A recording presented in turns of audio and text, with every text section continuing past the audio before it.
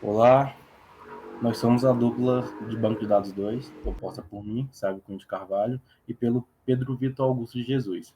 Iremos falar sobre banco de dados paralelos. O nosso trabalho está definido em tópicos, onde passaremos por cada um deles no decorrer do trabalho. Os tópicos são definição, os objetivos principais, as vantagens, as desvantagens e os exemplos de uso.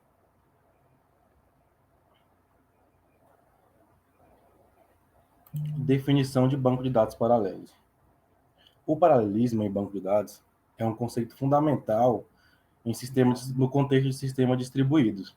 Um banco de dados paralelo se refere a um sistema em que várias operações de consulta ou processamento de dados podem ser executadas simultaneamente. Geralmente, eles usam múltiplos processadores ou nós de processamento. Mas qual seria a ideia? A ideia é dividir uma única tarefa em partes menores que podem ser processadas em paralelo para melhorar o desempenho. Essas operações paralelas elas podem ocorrer em um único servidor ou em um cluster, como o Pedro vai explicar agora. Como o Sávio disse anteriormente, os bancos de dados paralelos eles são amplamente utilizados em bancos de dados distribuídos, mas não necessariamente todo banco de dados paralelo necessita ser distribuído, né? Lembrando que o banco distribuído significa que eu vou ter mais de um nó mais de um cluster de processamento para fazer operações sobre o banco.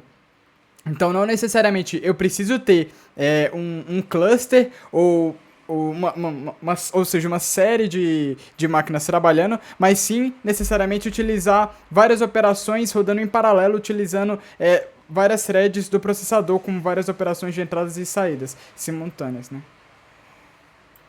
Como o Pedro falou em sistemas distribuídos, é importante definir o conceito. O sistema de banco de dados distribuídos, ele vem com uma coleção de vários bancos de dados logicamente interrelacionados, distribuídos por uma rede de computadores.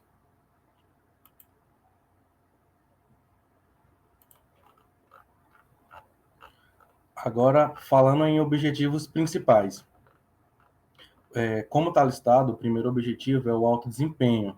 Isso pode ser obtido através de diversas soluções complementares, suporte a sistemas operacionais orientados a banco de dados, gerenciamento de dados paralelo, otimização de consultas e balanceamento de carga.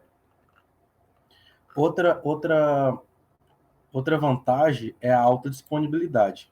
Por que existe essa alta disponibilidade? Como o sistema de banco de dados paralelo ele consiste em vários componentes redundantes, ele pode aumentar a disponibilidade de dados e a tolerância à falha. Outra vantagem é a extensibilidade, porque em um sistema paralelo, acomodar tamanhos crescentes de banco de dados ou demandas crescentes de desempenho, como por exemplo, taxa de transferência, deve ser algo mais fácil. Então, essa extensibilidade é a capacidade de expandir o sistema sem problemas, adicionando capacidade de processamento e armazenamento ao sistema. Agora sobre as vantagens de um banco de dados paralelo sobre um banco de dados comum, como o MySQL, um dos principais tópicos que a gente tem aqui, o principal objetivo, né, o principal motivo da gente mudar de um banco de dados comum para um banco de dados paralelo seria o desempenho aprimorado. Vamos ter um desempenho aprimorado pelo melhor uso dos recursos. Isso porque, ao contrário de um SGBD comum, os bancos de dados paralelos eles possuem a capacidade de trabalhar com múltiplas entradas e saídas. Isso fazendo uso de diversas threads do processador, não se limitando a apenas uma como um banco de dados comum. Levando para o contexto de banco de dados distribuído, a gente também tem que esse processamento ele pode ser dividido em vários nós, ou seja, não necessariamente uma consulta muito grande que envolva várias operações precisam ser feitas em uma máquina. Ela pode ser dividida em várias máquinas para que esse processamento tenha uma resposta mais rápida e a gente consiga ter uma consulta mais rápida e resposta mais ágil diante de consultas complexas. Beleza? Um outro tópico que o banco de dados paralelo se sobressai sobre um banco de dados comum seria a alta disponibilidade e tolerância à falha. Isso porque, quando a gente leva para o contexto de um banco de dados distribuídos, a gente pode ter uma questão de redundância de dados, ou seja, se um dado for perdido em um determinado disco, você vai ter a replicação dele e evitar com que tu tenha aquela perda definitiva do dado. Outra questão seria que em uma falha de nó, as transações poderiam ser redirecionadas para outros nós. O que eu quero dizer com isso? Quando a gente tem um cluster de processamento em um banco de dados, alguma transação, ela pode ter algum problema. E assim, para você não perder essa transação, com os bancos de dados paralelos, com os bancos de dados distribuídos, a gente poderia redirecionar essas transações e evitar com que elas fossem dissipadas. Lembrando que esse nó vai representar necessariamente um cluster. Ou seja, em um banco de dados comum, se você tem a falha daquela transação, acabou. Provavelmente você não vai conseguir recuperar ela, a menos que tenha algum backup ou coisa do tipo. No caso do banco de dados distribuído, ele vai conseguir detectar essa falha e redirecionar essa transação para, para outro cluster. Uma questão muito importante também seria a escalabilidade horizontal.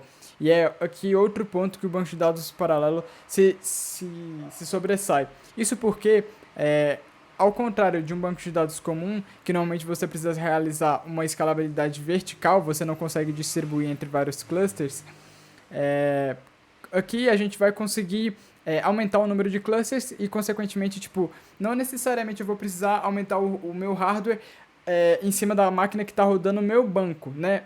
Em cima da máquina única. Mas sim, eu posso incrementar outras máquinas, outros clusters, permitindo eu ter uma extensibilidade mais eficiente que um banco de dados comum. Falando agora sobre a questão das desvantagens.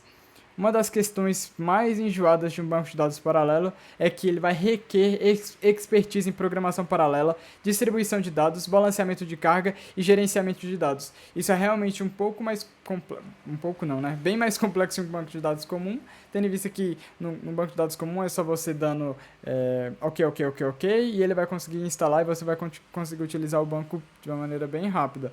No banco de dados paralelo você vai ter um pouco mais de trabalho, mas você tem também aquele ganho de desempenho. Consistência e concorrência.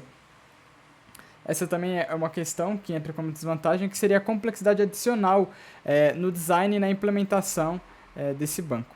Outra questão seria o custo e recursos de hardware, já que a gente vai precisar de hardware especializado, com clusters de servidores, e assim, levando para o contexto de bancos de dados distribuídos, os bancos eles vão trabalhar todos em uma rede, e essa rede precisa ter uma velocidade muito alta para a gente conseguir paralelizar as operações entre diversos processamentos, né, entre diversos clusters de bancos.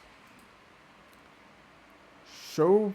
Aqui alguns exemplos, a gente encontrou o Postgres dando uma estudada, a gente encontrou que existem algumas versões do Postgres que permitem esse processamento paralelo, e outro também seria o MySQL NDB Cluster.